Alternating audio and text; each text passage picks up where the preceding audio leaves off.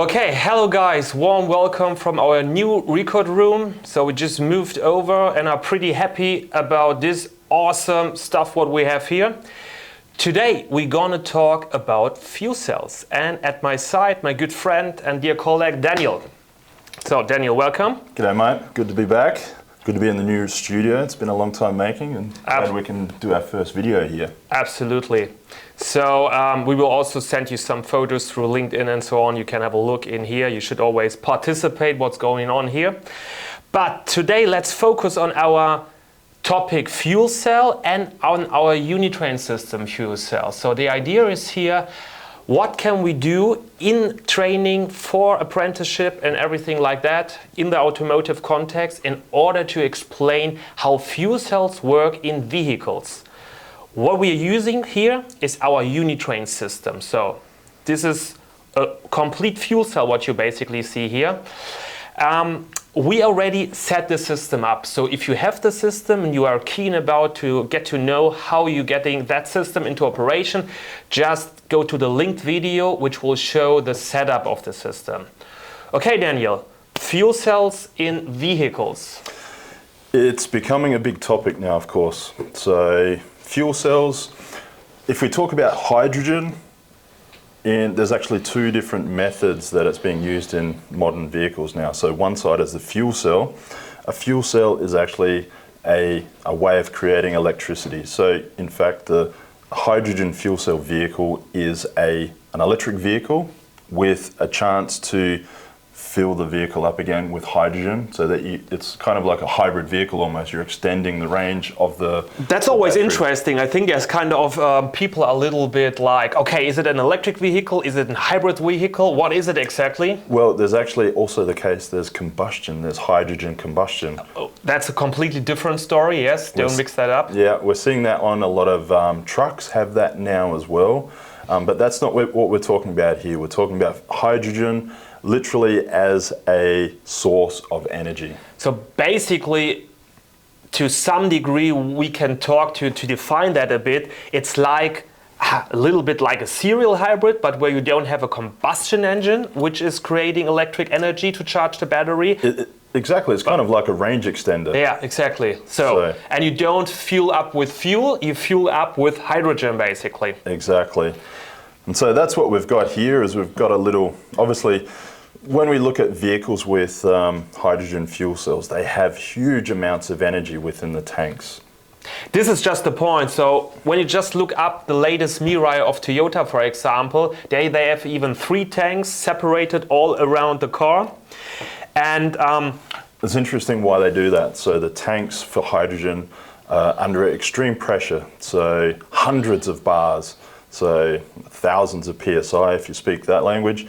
That's really a lot of pressure for these tanks, and they're actually wrapped in carbon. In what shape do you find them at the car? How so do they're they look long like? cylinders, smaller. Yeah. So the thing with pressure is you want smaller tanks. The bigger the tank, the more the pressure is, so they're more likely to explode or to rupture. And obviously no edges, but just round forms. Exactly.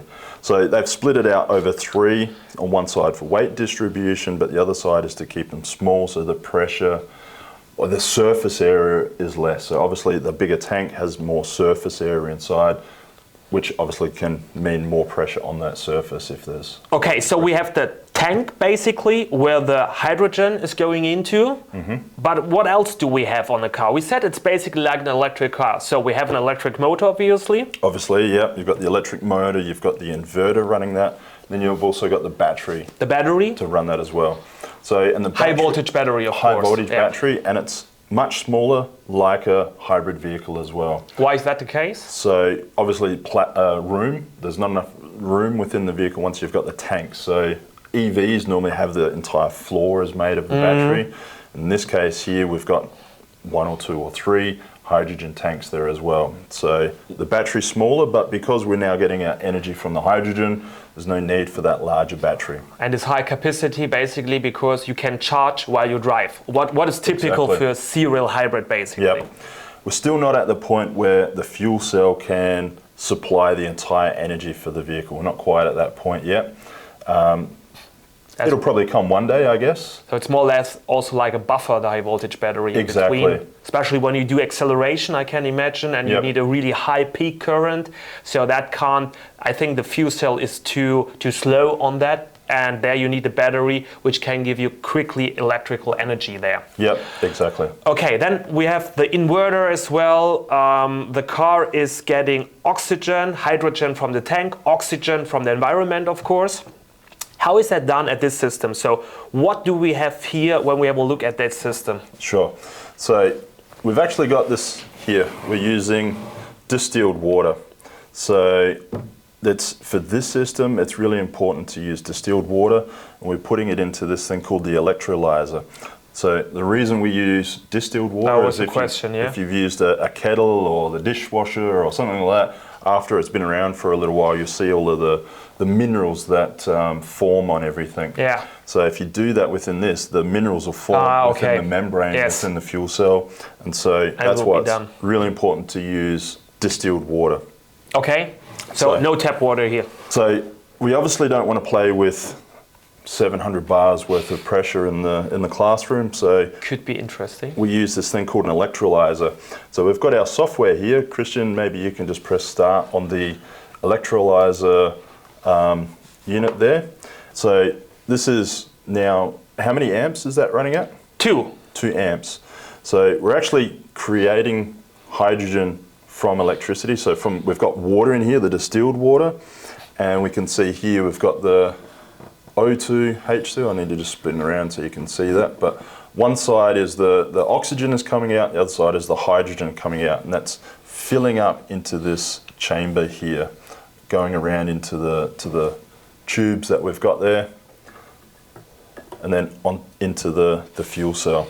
But this guy we don't have at a real car, right? No, so this is just for us to create some hydrogen, and in this case oxygen, for us to put into our fuel cell. So like we said, this one would be replaced at a real car through the hydrogen tanks and getting the oxygen from the environmental air. Exactly. So what we have here in the middle is a membrane. It's called a PEM membrane, and that's where we're putting the two gases onto each side, and we'll show an animation what happens there. But essentially, you've got the molecules passing through and the electrons passing through the membrane. So you're taking the electricity off as they go through the membranes, and the oxygen and the water are recombining, and that's what you can actually see on the insides of the unit here. Yeah, I see. So water is combined, so oxygen and hydrogen are being placed into the membrane, and by the time it gets out to the exhaust, it's then recombining into water.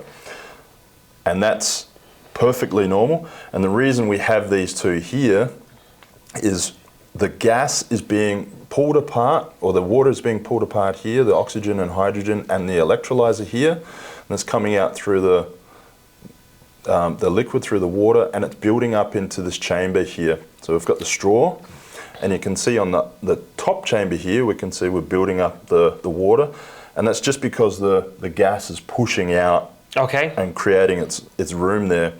The advantage that we have here is, so now our lines here, our tubes are under pressure. So the water here is pushing, creating pressure into our membrane right here. So again, hydrogen on one side, oxygen on the other, and then we've pushed it into the membrane right so here. How is that done on a real car when you say like they have to put pressure on it or push it into the fuel cell? So do you have kind of injectors on a real car, or how does it work there? Absolutely. So it's not like a combustion engine that's obviously in the combustion chamber, pulling its own air in. In this one, we need to push the gases across the membrane. So you need an external component, like a compressor, for example, gets the air into it. I mean, when we think about a combustion engine, you have a natural sucking there just because of the piston move, of course. Obviously, you don't have that here. Of course, you have also like compressor or turbocharger on a normal combustion engine, but here's something also that you pressurize the air or the oxygen and get that into the fuel cell. And what you actually see is like a high voltage turbo. So there's a turbo running on high voltage. Okay, got it. Pushing the air into the system. So pretty similar like to some combustion engine which use that. For example, the Audi SQ5, there is a version who's using an electric turbocharger for a combustion engine in a bunch of other normal exhaust turbochargers. But here, okay, you have electric turbocharger, which makes sense as this is an electrical system. Exactly. Which needs a higher, but this turbocharger is then running on high voltage, on what voltage level? Because sometimes they have a 48 volt. Ah, okay. Yeah, there's 48 volt ones that are running that as well. Cool. Well, I just want to have just one question here. When you see now, we're talking here of a fuel cell. So that sounds to me pretty similar, like when we're talking about a high voltage battery and speaking there about the lithium ion cell. So and obviously there you have a stack of cells. How is that done now in a car with a fuel cell? We're speaking of a fuel cell, but do we have maybe also a stack of fuel cells in the car? That's a good point. So the cell in this case is the element which is actually creating that electricity. So from the sides here we can see that there's also an electrical connection there, and we can even measure what the voltage is here. And if we have a look from above, we can see that we're looking at about 0.9 volts for this cell. So in this case, we have two. Yeah. There's two separate cells here. But in a vehicle, you're looking at hundreds of these cells put together into a stack. So it's a little bit like the idea of a high voltage battery where you have one lithium iron cell which has like 3.7 volt and you create a higher voltage through the series or parallel connection of those cells. Exactly. Sounds like pretty similar here. It's exactly the same. So it's a matter of building up the voltage through series connection and then building up the capacity through parallel connections as well. And just that you get an idea, so for example at the Toyota Mirai they have like 300 of these cells in one fuel cell stack, let's call it that way then.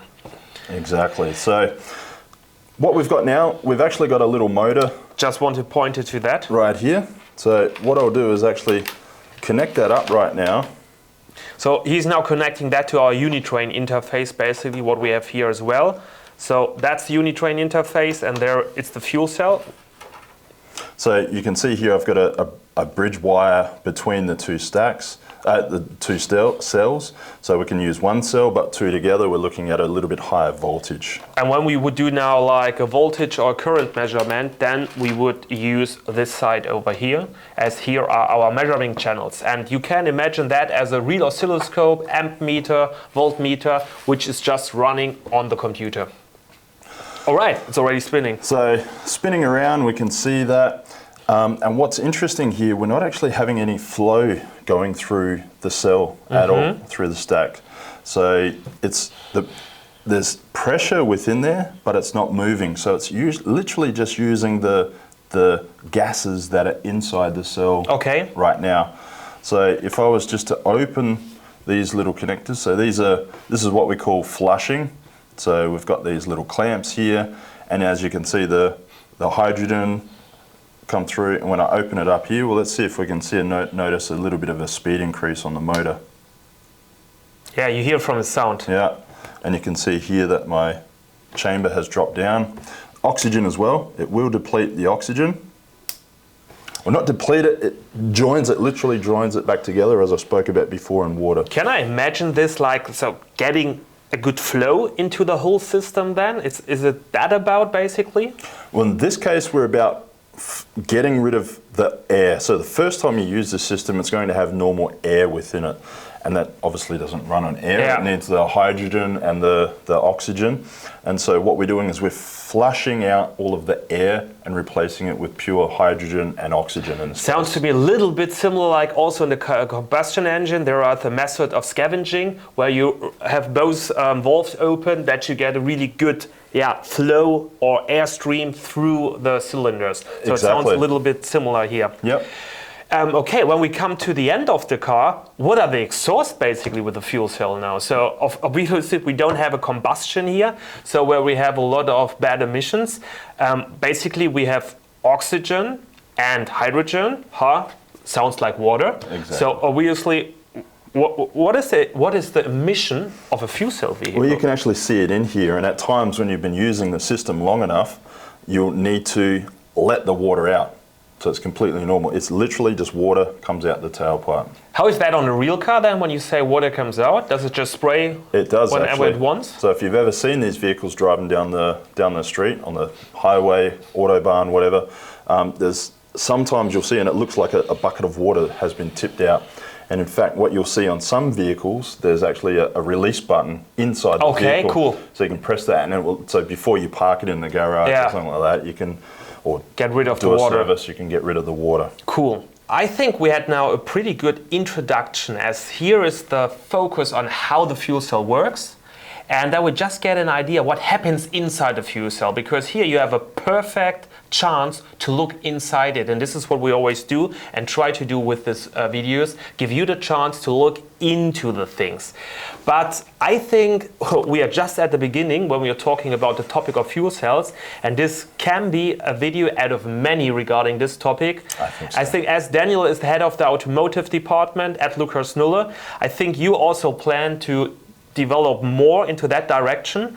But of course, what's the challenge here basically when we're talking about this fuel cell, especially in training and apprenticeship? It's a really big topic. We get a lot of requests to have some sort of training system. This is obviously our introductory training system, but we're looking at what is going to be the focus in the future. So obviously high voltage vehicle, an electric vehicle, you're going to need the whole process behind it as well. So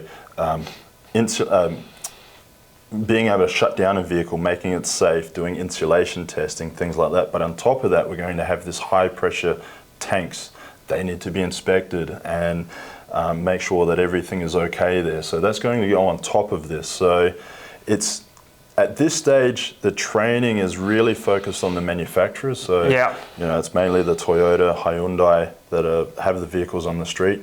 They're doing a lot of the training themselves, but there's certainly a huge push for hydrogen. We won't go into the politics about if it makes sense or not, because obviously what we didn't go through here before, we're using two amps of current to create the split within the water of hydrogen and oxygen. But it's not 100% efficient, so there's losses within the system. Yeah, of course, I see. So it comes down to renewable energies or how you're creating the hydrogen in the first place to drive it. So we're not going to go into that. I think that's the big question here. But when you just focus the car in that instant now, exactly, and the vehicle. There is, no matter what happens, this technology is coming into the market. So we have to be prepared for it. Regardless of what the politics say. So it's good. We're at that level where we're starting to understand it. What we do in those vehicles will come down the track pretty soon, I would say. So if I understand you correctly, right now there's not a real standard. So also the car manufacturers are just in the self-finding phase, where it's about what will be the way how to deal with those cars inside the workshop. Similar to what is now defined for electric vehicles. Basically, fuel cell will be your own training topic where you need to define some standards, but they are not finished yet, obviously. No. So it's mainly only the first awareness of the systems. There's no qualifications that I'm aware of on a national level that talk about hydrogen, repairing of hydrogen vehicles. So it doesn't matter mainly manufacturers right now. If we talk about German qualifications, US ASE qualifications, or does the IMI have something? They have their introductory level, but it doesn't go into so much into the technology, especially not repairing them. Okay, I think there we see right now we are really at the beginning, and here, so this is the first of all topics which we can deliver now and which is just set. All the other topics are not set. They need to be defined. And be sure, as soon as we get information from the car manufacturers and all our partners around the world, that this is more clearer, then we will come with another videos and go more more into detail with fuel cells, but we are absolutely happy to know what are your expectations here. How interesting is that topic for you regarding fuel cells? Please ask your questions, give us your comments, what you wish for the future regarding the topic of fuel cells and how important that is for you, basically. All right, cool. Thanks very much, brother. My pleasure, mate. Awesome time. I would say we stop here for now. Like I said, happy for your comments, and we see us soon with another video and on another topic. Maybe, well, what do we have in planning? Oh, I think ADAS, EV. Just tell us what you want to see, and we will come back with that. Okay, enough. Long story short, have a great day and see you soon. Later.